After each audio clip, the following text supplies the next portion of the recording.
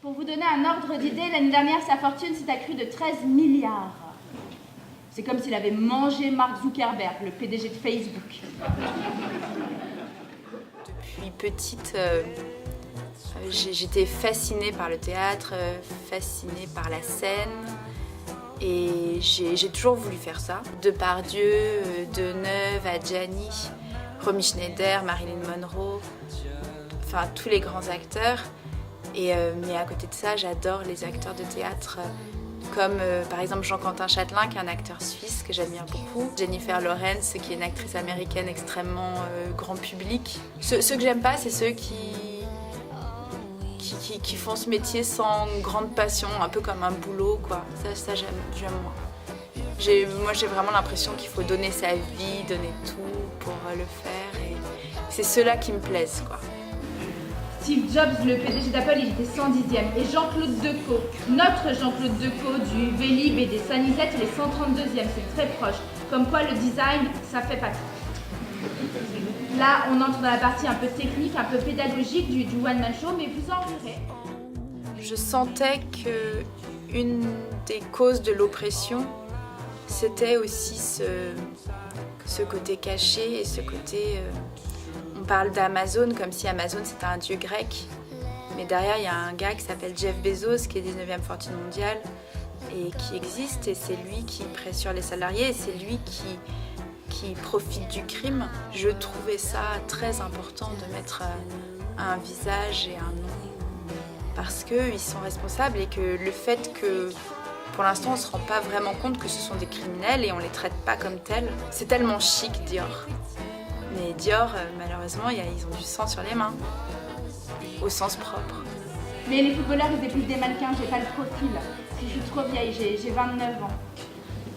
En actrice, c'est super vieux, tu multiplies par 7. Ça manque de lutte. Les seuls qui luttent, ce sont les quelques salariés, quelques syndicalistes. Et heureusement qu'ils sont là pour nous rappeler qu'il faudrait lutter, mais la grande majorité de la population, malheureusement, se laisse racketter. Je repense souvent à Marx, qui, le premier, est allé fouiller dans les premières statistiques du capitalisme et essayer de trouver les lignes de force et les principes du capitalisme naissant. C'est un peu ce que j'ai essayé de faire avec Comment épouser un milliardaire sur l'explosion des inégalités, c'est-à-dire utiliser les statistiques et essayer d'en tirer des lois. Donc c'est vous qui avez inventé l'iPod, l'iPhone, le Mac, l'ordinateur, quoi. Ben bravo. C'est une super idée. C'était à la base une situation personnelle de rupture, de manque, de chagrin. Phèdre fait une fixation sur Hippolyte et elle est persuadée que sans Hippolyte, elle ne peut pas vivre. Et voilà, je me suis rendu compte que la rupture, le chagrin d'amour, c'était quelque chose entre soi et soi, que l'autre, souvent, n'était qu'un prétexte et n'avait pas grand-chose à faire dans cette histoire. L'autre est une figure du manque, de l'absence. J'ai trouvé plein de réponses et Comment épouser un milliardaire ou Marx et Jenny, c'était vraiment des spectacles de femmes d'eux. Et là, j'ai l'impression que Chagrin d'amour, c'est plus un spectacle de femmes indépendantes, seules. Et toutes les figures que j'ai utilisées, que ce soit Dalida, Maria Callas, Marilyn Monroe, c'est des interprètes déjà. Ces femmes qui ont eu tout, l'amour immense du public, un travail qu'elles adoraient, et puis être détruites, mais vraiment de façon complètement détruite, juste par des chagrins d'amour. C'est-à-dire qu'elles en sont mortes d'ailleurs. Je ne me rapproche pas de ces grandes idoles, mais en tout cas, au quotidien, j'ai vécu des choses proches de leur expérience, de beaucoup jouer, d'aller en tournée, de vivre ce truc très puissant de l'amour du public. Et je me suis dit, j'avais envie de leur poser la question, de leur dire, mais comment ça se fait qu'avec tout cet amour, vous soyez mortes? Et j'avais un peu envie de les guérir en fait. Il y a des choses qui passent dans le texte, mais pour moi, la majorité des choses, ça passe vraiment par des choses qui ne sont pas dites, par le corps, l'énergie, le fait d'être vivants tous en même temps dans la même salle.